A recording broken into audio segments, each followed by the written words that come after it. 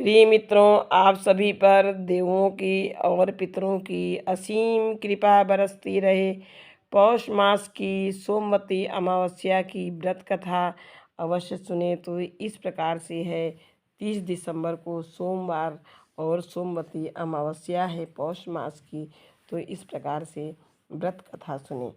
सोमवती अमावस्या व्रत कथा के अनुसार एक गरीब ब्राह्मण परिवार था। उस परिवार में पति पत्नी एवं उसकी पुत्री थी। उनकी पुत्री समय के गुजरने के साथ साथ धीरे धीरे बड़ी होने लगी। उस पुत्री में बढ़ती उम्र के साथ सभी स्त्रियोचित सगुणों का विकास हो रहा था। वह कन्या सुंदर, संस्कारवान एवं गुणवान थी, परंतु गरीब होने के कारण उसका विवाह नहीं हो पा रहा था। एक दिन उस ब्राह्मण के घर एक साधु महाराज पधारे। साधु उस कन्या के सेवा भाव से अत्यधिक प्रसन्न हुए। कन्या को लंबी आयु का आशीर्वाद देते हुए साधु ने कहा कि इस कन्या के हाथ में विवाह योग्य रेखा नहीं है। तब ब्राह्मण दंपति ने साधु से इसका उपाय पूछा। कन्या ऐसा क्या करे कि उसके हाथ में विवाह योग बन जाए। साधु महाराज ने कुछ देर विचार करने के पश्चात अपनी अंतर्दृष्टि में ध्यान करके बताया कि कुछ ही दूरी पर एक गांव में सोना नाम की एक धोबिन महिला अपने बेटे और बहू के साथ रहती है, जो बहुत ही आचार विचार एवं संस्कार संपन्न तथा पतिपरायण है। यदि यह सुकन्या उस धोबिन की सेवा करे और वह महिला इसकी शादी में अपने मांग का सिंदूर लगा दे तथा उसके बाद इस कन्या का विवाह हो जाए तो इस कन्या का वैधव्य योग मिट सकता है। साधु ने यह भी बताया कि वह महिला कहीं बाहर आती जाती नहीं है। यह बात सुनकर ब्राह्मणी ने अपनी बेटी से धोबिन की सेवा करने का प्रस्ताव रखा। अगले दिन से ही कन्या प्रातःकाल ही उठकर सोना धोबिन के यहाँ जाकर साफ सफाई एवं अन्य सारे कार्य करके अपने घर वापस आने लगी। एक दिन सोना धोबिन अपनी बहू से पूछती है कि तुम तो सुबह ही उठकर सारे काम कर लेती हो और पता भी नहीं चलता।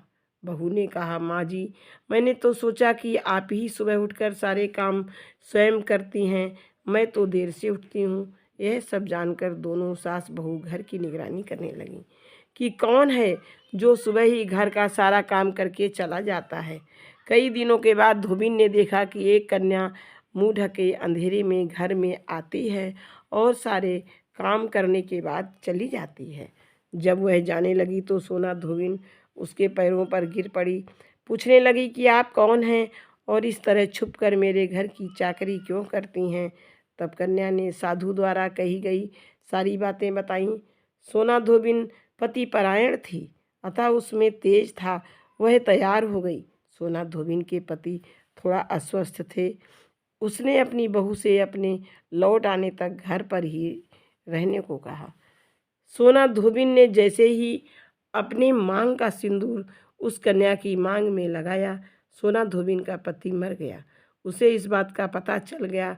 वह घर से निर्जल ही चली थी, यह सोचकर कि रास्ते में कहीं पीपल का पेड़ मिलेगा तो उसी भंवरी देकर उसकी परिक्रमा करके ही जल ग्रहण करेगी। उस दिन सोमवती अमावस्या थी। ब्राह्मण के घर मिले पुए पकवान की जगह उसने ईंट के टुकड़ों से 108 बार भंवरी देकर परिक्रमा करके 108 बार पीपल के पेड़ की परिक्रमा की और उसके बाद जल ग्रहण किया। ऐसा करते ही उसके पति के मृत शरीर में वापस जान आ गई। धोबिन का पति फिर से जीवित हो उठा। इस प्रकार से यह सोना धोबिन की कथा से उस ब्राह्मण की पुत्री को का विवाह हुआ और वह सदा सुहागिन हुई। सोमवती अमावस्या की एक और पौराणिक कथा प्रस्तुत है। पौराणिक कथाओं के अनुसार प्राचीन काल में एक प्रतापी राजा थे। उनका एक बेटा और एक बहू थे। एक दिन बहू ने चोरी से मिठाई खा ली और नाम चूहे का लगा दिया, जिसकी वजह से चूहे को बहुत गुस्सा आ गया। उसने मन ही मन निश्चय किया कि चोर को राजा के सामने लेकर आऊँगा। एक दिन राजा के यहाँ कुछ मेहमान आए हुए थे। सभी मेहमान राजा के कमरे में सोए हुए थे।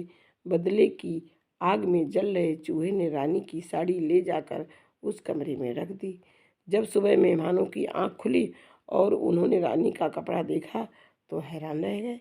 जब राजा को इस बात का पता चला तो उन्होंने अपनी बहू को महल से निकाल दिया। रानी रोज़ शाम में दिया जलाती और ज्वार उगाने का काम करती थी। रानी रोज़ पूजा करती, गुड़धानी का प्रसाद बांटती थी। एक दिन राजा उस रास्ते से निकल रहे थे तो उनकी नज़र उस दिए पर पड़ी। राजमहल लौटकर राजा ने सैनिकों को जंगल भेजा और कहा कि देख कर आओ वहाँ क्या चमत्कारी चीज़ थी। सैनिक जंगल में उस पीपल के पेड़ के नीचे गए। उन्होंने वहाँ देखा कि दिए आपस में बात कर रहे थे, सभी अपनी अपनी कहानी बता रहे थे। तभी एक शांत से दिए ने सभी ने सवाल किया कि तुम भी अपनी कहानी बताओ। दिए ने बताया वह रानी का दिया है। उसने आगे बताया कि रानी की मिठाई चोरी करने की वजह से चूहे ने रानी की साड़ी मेहमानों के कमरे में रख दी और बेकसूर रानी ने को सजा मिल गई। यह सारी बातचीत सैनिकों ने महल में आकर राजा को बताई, जिसके बाद राजा ने रानी को माफ़ कर दिया और महल वापस बुला लिया। तो यह सोमवार अमावस्या की दूसरी व्रत कथा। सोमवती अमावस्या पर अपने पितरों को प्रसन्न कर सकते हैं। तो श्रीमद् भगवद गीता के 7वें अध्याय के महत्व को इस प्रकार जानते हैं। यह अध्याय पितृमुक्ति और मोक्ष से जुड़ा है। ज्योतिष के मुताबिक पितृपक्ष में इस अध्याय का पाठ करने से पितृदोष से मुक्ति मिलती है और इस अध्याय का नाम ज्ञान विज्ञान योग है। इस अध्याय में भगवान श्री कृष्ण ने भगवान की ऊर्जाओं के भौतिक और आध्यात्मिक आयामों का वर्णन किया है। इस अध्याय में वर्णित सभी 30 श्लोकों का पाठ श्राद्ध पक्ष में कराना चाहिए। अगर आप खुद नहीं कर सकते हैं तो अध्याय का पाठ नहीं कर पा रहे हैं तो किसी योग्य ब्राह्मण से करानी चाहिए। अब इसका जानते हैं कि श्रीमद् भगवद गीता के 7वें अध्याय का महत्व क्या है। महत्व इस प्रकार से है।